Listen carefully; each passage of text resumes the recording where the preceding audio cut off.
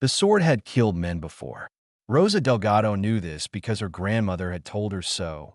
Sitting on the porch of their small house in Cebu, cleaning the blade with oil and cloth while the Philippine sun set behind the mountains.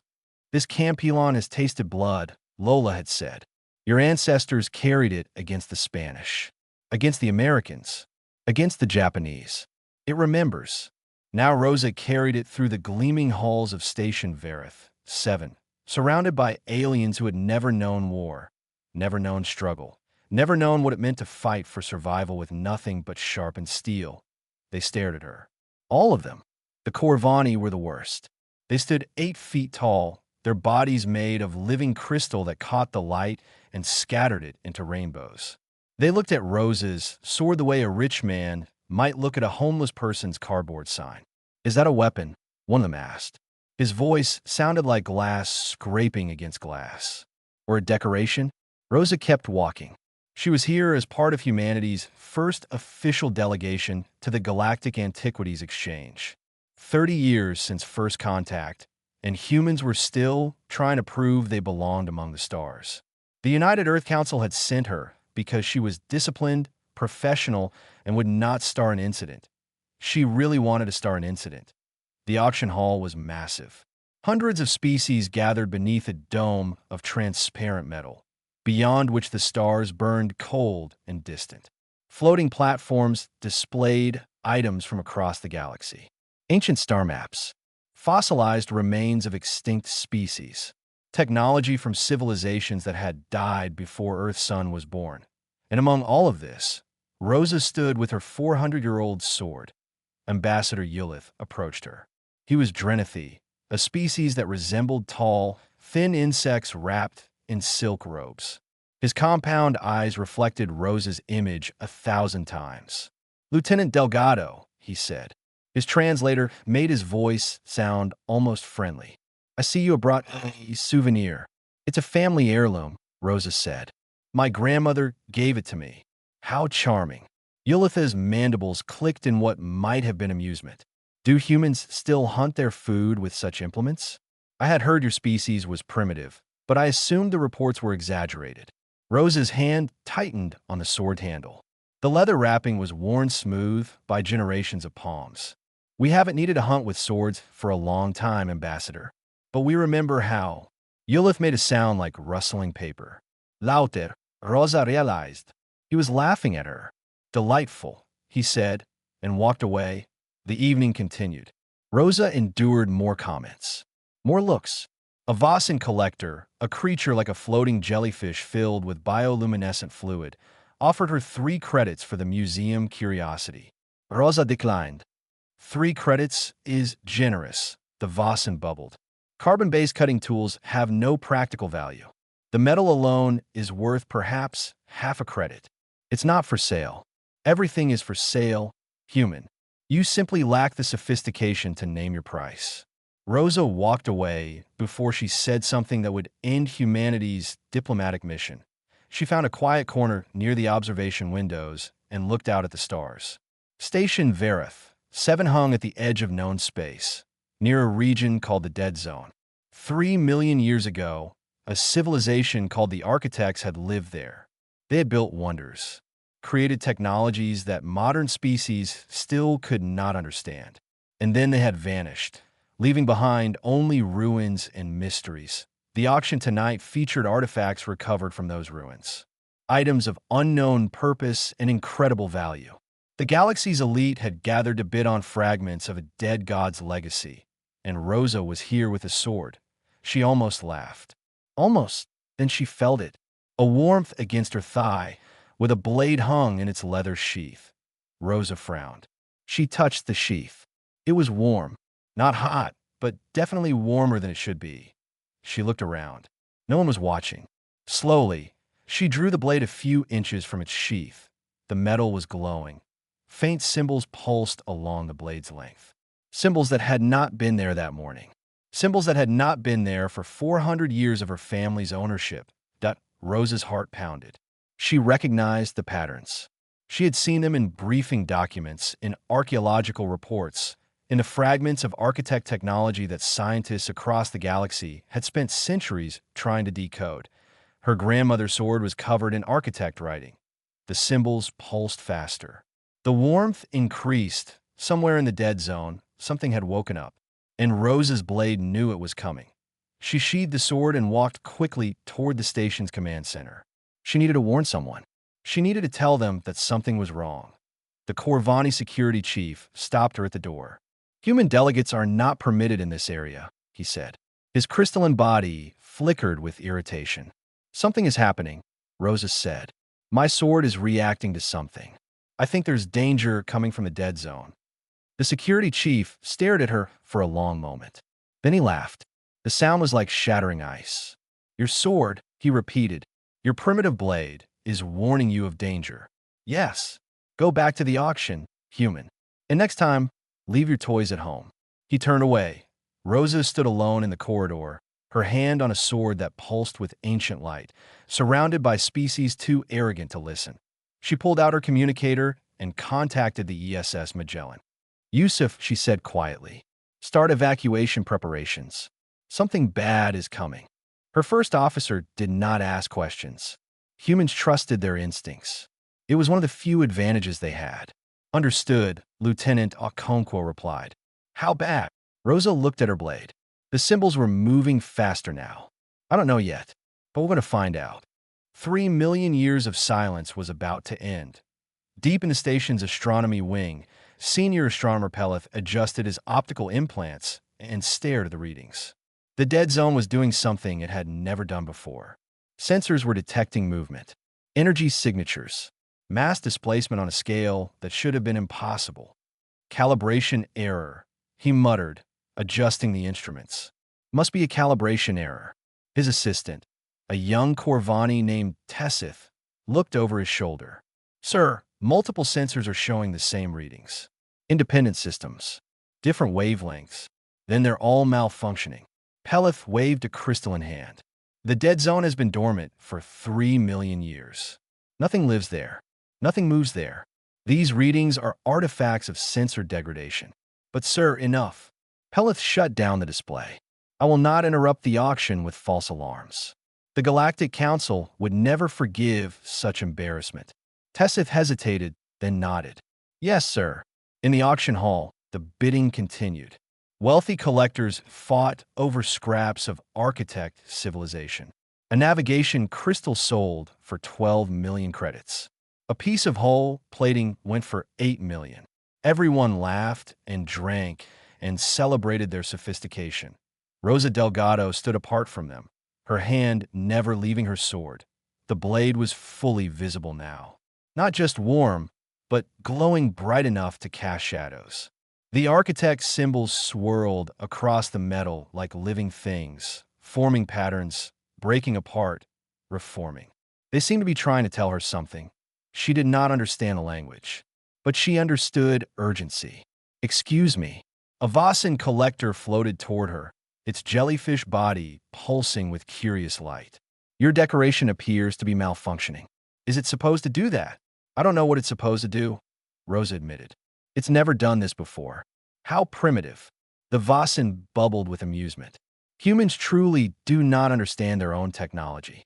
Perhaps you should return it to whatever museum rejected it." Rosa ignored the insult. "Something is coming. Can't you feel it?" "Feel what?" "Donji." The Vossen's body flickered with confusion. "I feel nothing. My species has evolved far beyond such crude sensory systems. We rely on data, on instruments, on logic, not feelings." Rosa looked around the room. Every species here was the same. They had evolved past instinct, past intuition, past the ancient warnings that had kept humanity alive through ice ages and predators and wars. They were deaf to the alarm that was screaming in Rosa's blood. She pushed through the crowd toward Ambassador Yulith. The Drenithi was examining a small cube of unknown metal, his compound eyes reflecting its surface. "Ambassador," Rosa said, "we need to evacuate the station." Yulitha's mandibles clicked. "I beg your pardon? Something is coming from the dead zone. Something big. My sword is reacting to it. I think it's a warning." Yulith stared at her. Then he made that rustling sound again. Laughter. Your sword is warning you, he repeated. Lieutenant, I have been patient with your species' eccentricities, your primitive tools, your strange customs. But this is too much. I'm serious. I'm sure you are. That is what makes it so amusing. Yulith turned back to the cube. Go back to your ship, Lieutenant. Sleep off whatever chemical imbalance is affecting your judgment. The adults are busy. Rose's jaw tightened. She wanted to grab him, shake him, make him understand. Instead, she pulled out her communicator. Yusuf, what's your status? Shuttle is prepped, Lieutenant Okonkwo's voice replied. Crew is on standby. What are we looking at? I don't know yet, but I need you ready to move fast. Always am, Lieutenant. You know that. Rosa closed the channel. Yusuf trusted her. Her crew trusted her. That was enough. The station shuddered, just a tremor. A vibration that lasted half a second. But Rosa felt it in her bones. Other species looked around, confused. The Corvani flickered. The Vassans pulsed. The Drenithi clicked their mandibles. Seismic disturbance, someone announced over the station's communication system. Nothing to be alarmed about. Please continue with the auction. Rosa drew her sword. The blade blazed like fire. The symbols formed a single, coherent pattern. She could not read them, but she understood them. The way a child understands a scream to run. Lieutenant. Ambassador Yulitha's voice was sharp with disapproval. Put that weapon away immediately. You're causing a scene. Look at it, Rosa said quietly. Look at the blade. These are architects' symbols. Your scientists have studied this writing for centuries. Does this look like a malfunction to you? Yulith stared at the sword. His compound eyes widened. That's not possible. You're right, Rosa said. It shouldn't be possible, but it's happening, which means something else that shouldn't be possible is happening too. Another tremor, stronger this time. The observation dome flickered. For a moment, Rosa saw something through the transparent metal. Something in the distance. Something vast. What is that? Someone whispered. The stars were disappearing. One by one, they were winking out, blocked by something so large that it swallowed light itself. Senior astronomer Pelith's voice came over the station speakers. He was screaming. Titan. It's a Titan. Architects preserve US. It's a Titan. The auction hall erupted into chaos. Rosa stood still, her grandmother's blade burning in her hands, and watched the impossible approach. The architect had not vanished 3 million years ago. They had been destroyed, and the thing that destroyed them had finally woken up. The observation dome shattered, not from impact, for proximity.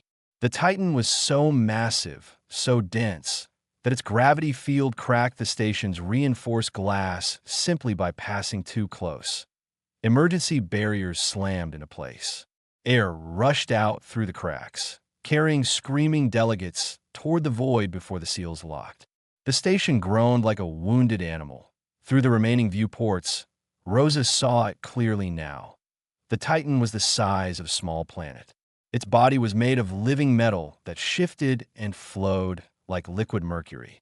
Tendrils of dark energy extended from its core, each one large enough to wrap around the moon. Its surface crawled with defensive systems, weapons that had been old when Earth's first fish crawled onto land. And it was beautiful. Horribly, terrifyingly beautiful. Energy shields failing, the station's automated voice announced calmly. Evacuation recommended. Rosa almost laughed. Evacuation recommended. As if anyone needed to be told. The auction hall had become a stampede.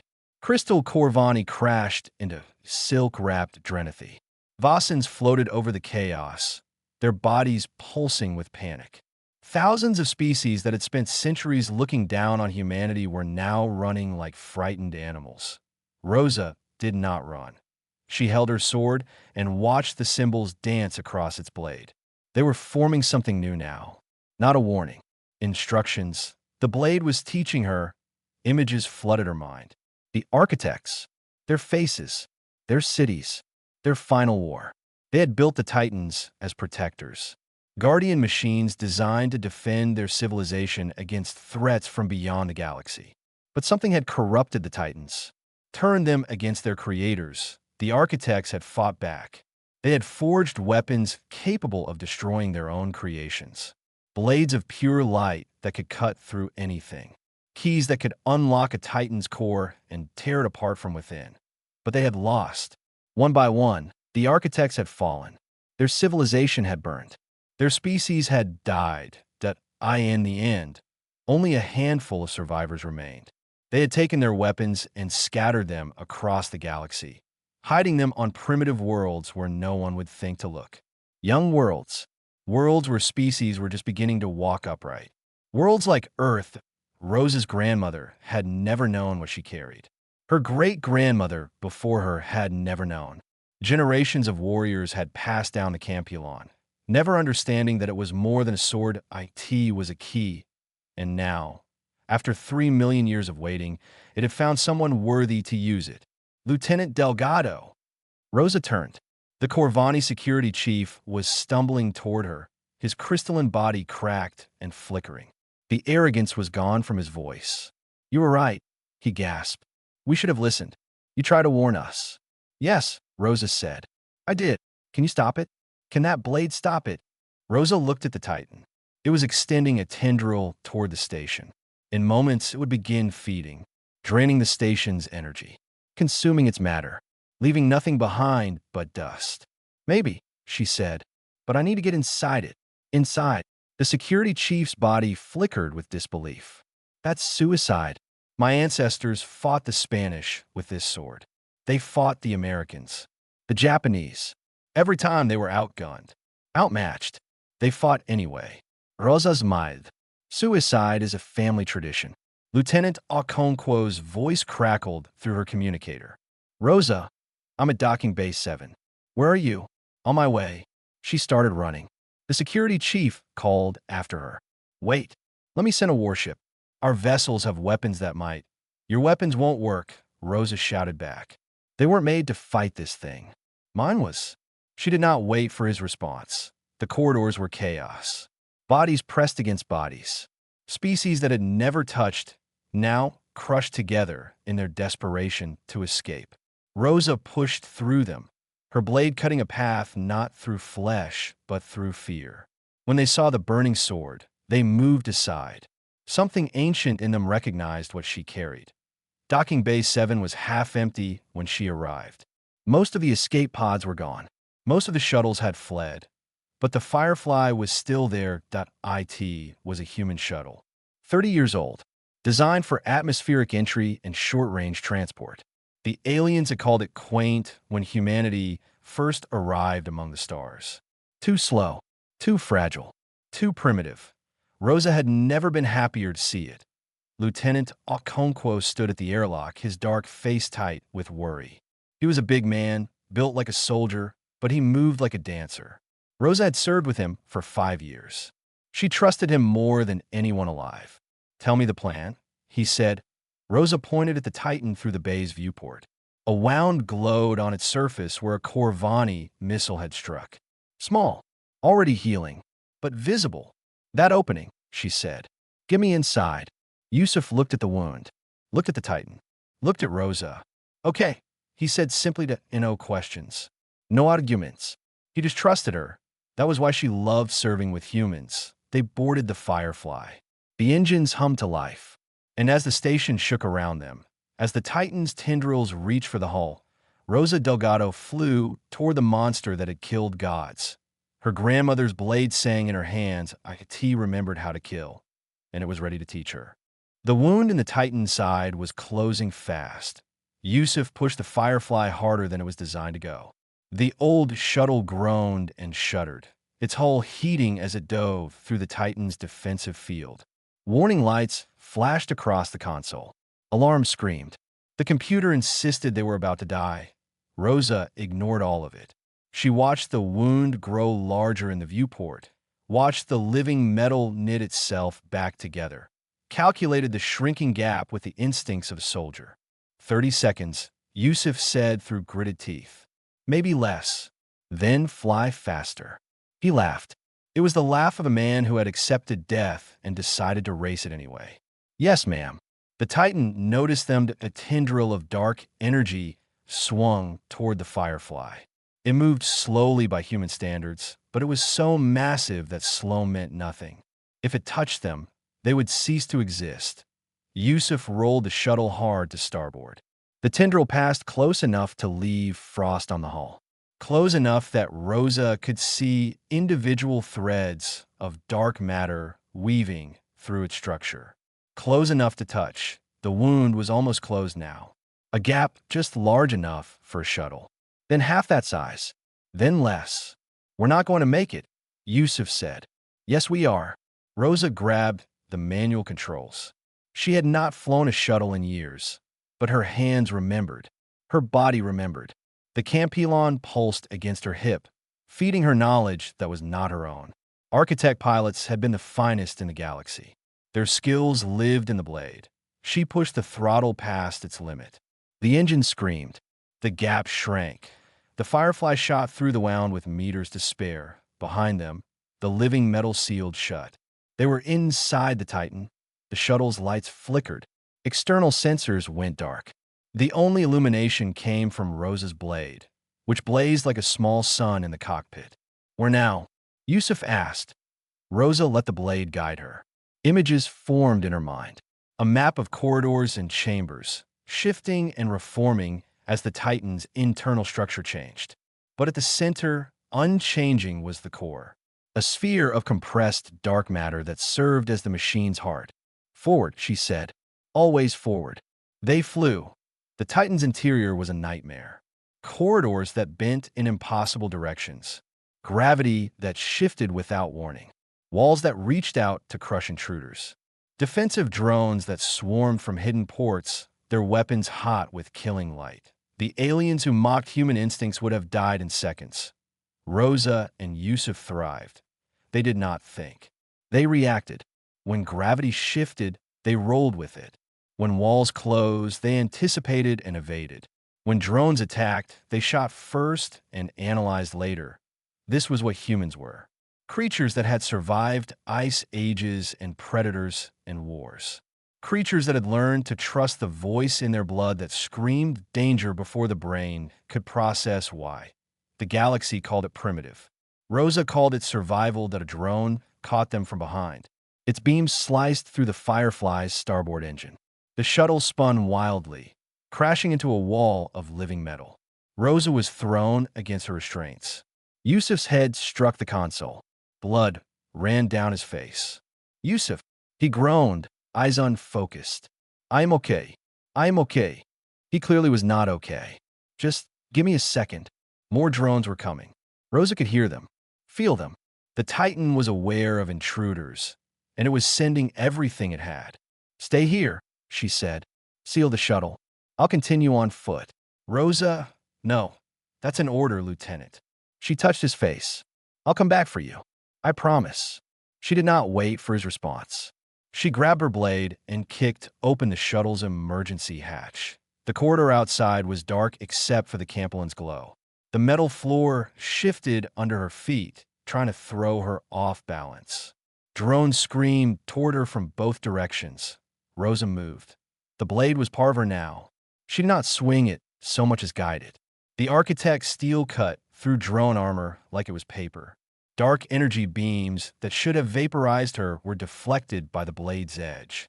She danced through the chaos, her grandmother's sword singing in her hands.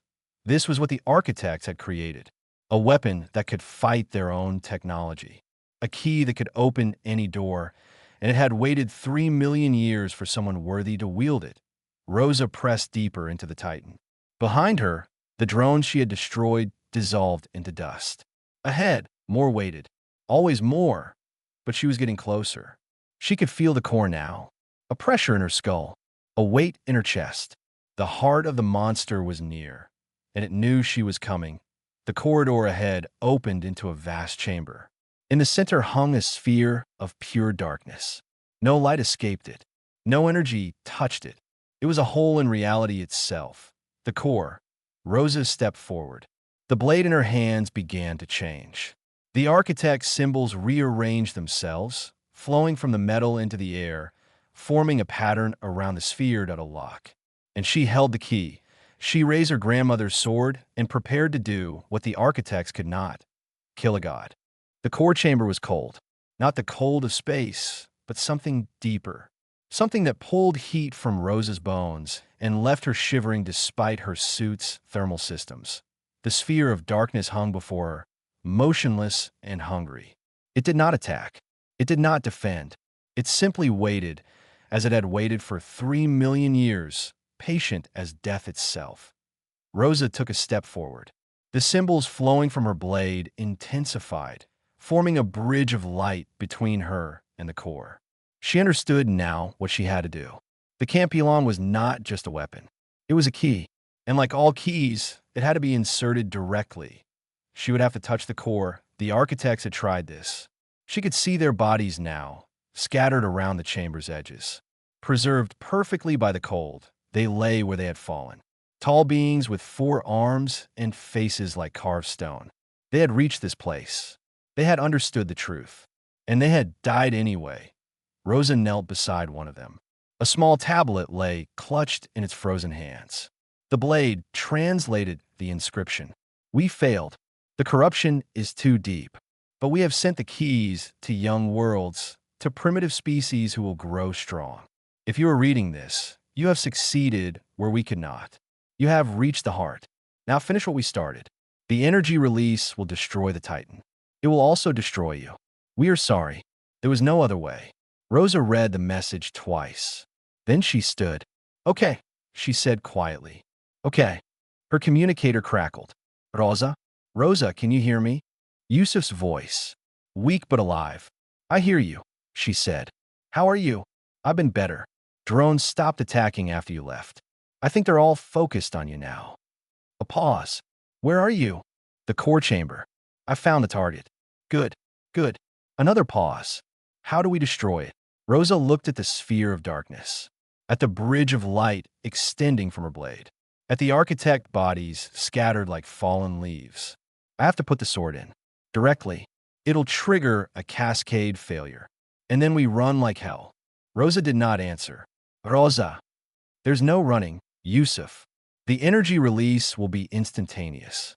Anyone in the blast radius will be destroyed." Silence. She could hear Yusuf breathing through the communicator. Could imagine his face, the fear and grief fighting against the discipline of a soldier. There has to be another way. There isn't. The architects tried. They all died trying. This is the only way. Then let me do it. Let me. Your hands can't hold the blade. It chose me. Only me. Rosa smiled, though he could not see it. "It's okay, Yusuf. This is what I was born for. My grandmother knew it. My ancestors knew it. They passed down the sword through generations, waiting for this moment. I'm not dying. I'm completing my purpose. That's garbage, and you know it. Maybe." She touched the communicator, as if touching his face. "Take care of the Magellan. Take care of the crew. Tell Earth what happened here. Tell them a Filipino woman with a 400-year-old sword killed God." "Rosa, goodbye, Yusuf." She switched off the communicator. The core waited. Rosa walked toward it, her blade extended. The bridge of light solidified beneath her feet, supporting her weight as she approached the sphere of absolute darkness. With each step, the cold intensified. With each step, the pressure in her skull grew stronger. The Titan knew what she was doing. She could feel its rage, its fear, its desperate attempts to stop her. Drones swarmed into the chamber, but the bridge of light vaporized them before they could reach her. The walls closed in, but the blade pushed them back. The Titan threw everything it had against her. It was not enough. Rosa reached the edge of the core. She could feel it now, pulling at her, try to draw her in. The darkness was absolute, endless. It was not just the absence of light, but the absence of everything. Matter, energy, hope. She raised her grandmother's sword. The blade was no longer metal. It had transformed into pure light, an extension of her will, a weapon forged from sacrifice and passed down through blood.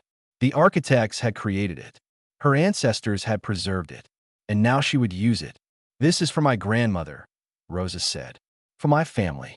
For every human who ever fought against impossible odds with nothing but steel and courage." She drove the blade forward. The moment the light touched the darkness, the universe screamed. Energy exploded outward. The chamber dissolved. The Titan's internal structure began to collapse. Rosa felt herself coming apart at the molecular level, felt her atoms scattering into the void, felt everything she was being consumed by the cascade she had triggered. But she did not feel pain. She felt victory. And in the last instant before the light took her, she heard her grandmother's voice, speaking from across the years. "You did good, Anik. You did good." Then there was nothing but fire. The Titan died screaming. Across 1,000 light years, every species with ears heard it. A sound that transcended physics. A death cry that echoed through subspace and made children wake crying on distant worlds. The monster that had killed gods was finally destroyed, and with it, according to every sensor on Station Verith 7, went Lieutenant Rosa Delgado. Lieutenant Yusuf Okonkwo refused to believe it. He had managed to repair the Firefly's engines enough to limp away from the cascade. Now he was flying back into the debris field, ignoring every protocol, every warning, every logical argument for retreat. "There's nothing left," the Corvani security chief said over the comm. "No human could survive that blast. You're risking your life for a corpse." "She promised she'd come back," Yusuf said. "She never breaks her promises." Human sentiment. Admirable, but foolish. Yusuf switched off the comm. The debris field was vast. Chunks of living metal, already dead, floated through space like ashes from a funeral pyre. Energy signatures pulsed and faded. Radiation levels spiked and fell. It was a graveyard for a god. And somewhere in it, Yusuf knew, was Rosa. He flew for hours. His instruments found nothing. His sensors showed only wreckage. The rational part of his brain, the soldier part, told him to stop, to grieve, to accept what every piece of evidence was telling him. But humans did not run on evidence. They ran on hope. And when Yusuf's hope began to fade, he saw the light, a small glow, barely visible among the debris. Not radiation, not residual energy. Something else, the Campylon. Yusuf pushed the Firefly toward it. The glow grew brighter as he approached, guiding him like a beacon. And there, floating in the void, surrounded by a shell of golden light, was Rosa Delgado. She was alive. The blade had protected her. In the final moment, when the cascade should have destroyed everything, it had wrapped her in a cocoon of architect energy. A final gift from a civilization that had been dead for 3 million years. Yusuf opened the shuttle's emergency hatch and pulled her inside. Rosa opened her eyes. The Campylon lay across her chest, restored to its original form. Simple metal, worn leather, 400 years of history.